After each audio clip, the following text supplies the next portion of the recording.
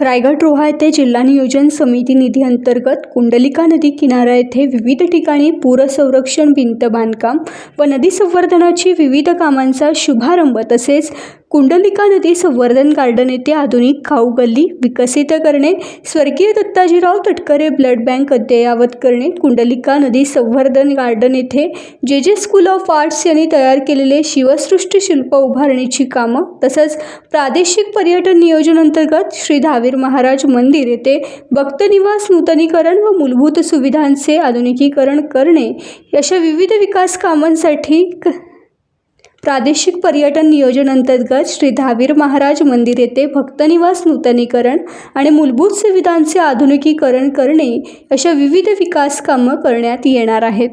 सोमवार दिनांक 11 मे रोजी राष्ट्रवादी पक्षाच्या राष्ट्रीय अध्यक्षा तथा उपमुख्यमंत्री सुनेत्रा पवार यांच्या शुभ हस्ते खासदार सुनील तटकरे यांच्या अध्यक्षतेखाली या कामांचा भूमिपूजन सोहळा पार पडला। या भूमिपूजन सोहळ्याला महिला व बालविकास मंत्री आदिती तटकरे, माजी आमदार अनिकेत तटकरे, राष्ट्रवादी काँग्रेस जिल्हाध्यक्ष सुधाकर घाडे, मुस्ताक अंतुले, स्नेहल जगताप, जिल्हाधिकारी किशन जावळे, जिल्हा पोलीस अधीक्षक आंचल दलाल, रायगड जिल्हा परिषद उपाध्यक्ष मधुकर पाटील, पंचायत समिती सभापती विजया पाशीलकर, रोहा अष्टमी नगर परिषद नगराध्यक्ष वनश्री शेडगे, मुरुड नगर परिषद नगराध्यक्ष आराधना दांडेकर, ॲडव्होकेट प्रवीण ठाकूर, जिल्हाध्यक्ष उमा मुंडे, उपसभापती संजय मांडलुसकर, प्रांताधिकारी ज्ञानेश्वर कुटवाड, तहसीलदार किशोर देशमुख, उपनगराध्यक्ष अहमद दर्जी, तालुकाध्यक्ष विनोद पाशीलकर, कार्याध्यक्ष समीर शेडगे, राजीव साबळे यांसह रायगड जिल्ह्यातील सर्व राष्ट्रवादीचे सर्व पदाधिकारी कार्यकर्ते उपस्थित होते। आज आपण जी कामे सुरू करत आहोत ती केवळ बांधकामं नाहीत तर रोह्याच्या सर्वांगीण विकासाचा पाया आहे। पहिलं काम श्री धावीर महाराजांचं मंदिर या परिसरातल्या भक्तिवासाचं नूतनीकरण आपण करत आहोत।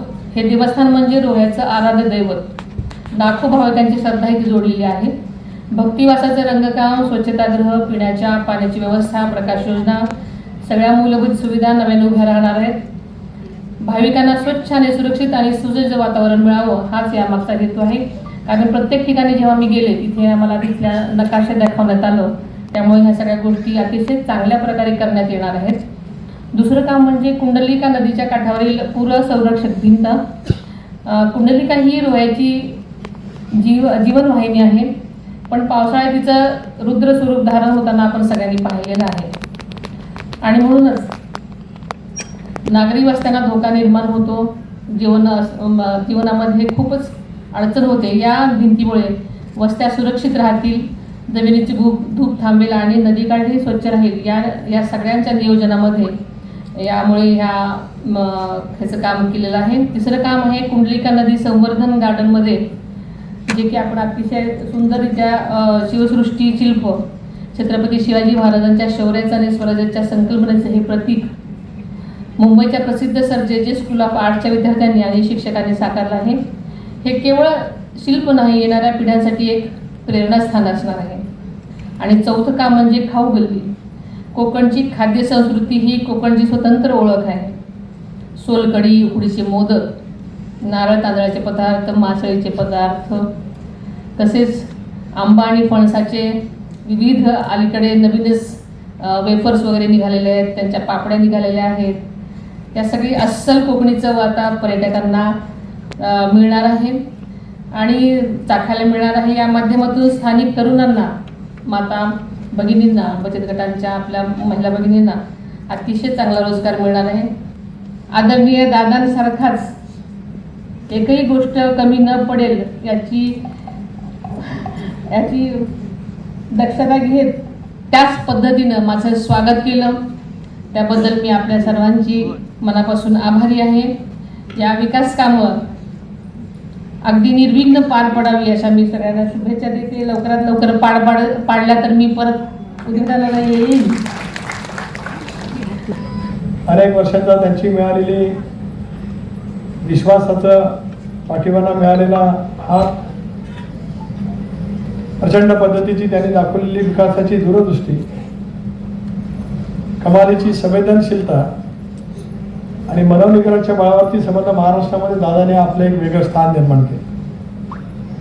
विकासामुख नेतृत्व, विकास पुरुष म्हणून महाराष्ट्राने दादांना निश्चितपणाने अनुभवलं. आणि दादांच्या अकाली निधनाच्या नंतर महाराष्ट्रामध्ये नव्हे देशभरामध्ये जी हळद निर्माण झाली, महाराष्ट्राने वसंतदादा पाहिले आणि महाराष्ट्राने दुसरे अजितदादा पाहिले. आता दुसरे दादा होणे नाही, पण या दादांच्यामुळे आम्हाला जी दूरदृष्टी मिळाली, उद्याच्या भवितव्यामध्ये नेमकं काय करावं, काय पाहावं, कणखरपणाने आपल्या परिसरामध्ये इच्छाशक्तीच्या बळावरती कशामध्ये विकास साधावा, या साऱ्याची एक तऱ्हेची साथ दादांच्या आयुष्यभरामध्ये त्या ठिकाणी आमच्यासारख्या कार्यकर्त्याला मिळाली. पहिली दादांचं आम्ही नेहमी स्वागत केलं. आज आपलं स्वागत करत असताना एका डोळ्यामध्ये अश्रू आहेत, दुसऱ्या डोळ्यामध्ये आनंद एवढ्यासाठीच आहे, ज्या धीरोदात्त पद्धतीने, ज्या संयमाने आलेल्या सगळ्या कठीण प्रसंगाला सामोरं जात आपलं कुटुंब सांभाळण्याच्या दृष्टिकोनातून जसं आपण दाखवलं संयमित, तसं महाराष्ट्र सुद्धा माझं कुटुंब आहे ही भावनावर असे वागत दादाने गेले 35 वर्ष महाराष्ट्राला सेवा दिली. तेच अभिरत सेवेचं व्रत घेऊन आपण त्या ठिकाणी काम करण्याची जबाबदारी स्वीकारली. त्याबद्दल प्रदेश राष्ट्रवादी काँग्रेस पक्षाचा अध्यक्ष म्हणून, या विभागाचा लोकसभा सदस्य म्हणून आपले सुरुवातीलाच मी अंतःकरणापासून ऋण या ठिकाणी व्यक्त करतो. मायावती मुख्यमंत्री राहिल्या, त्यांची ओळख बहीण मायावतीची झाली. जयललिता तामिळनाडूच्या मुख्यमंत्री झाल्या, त्यांची ओळख अम्मा म्हणून त्या ठिकाणी झाली.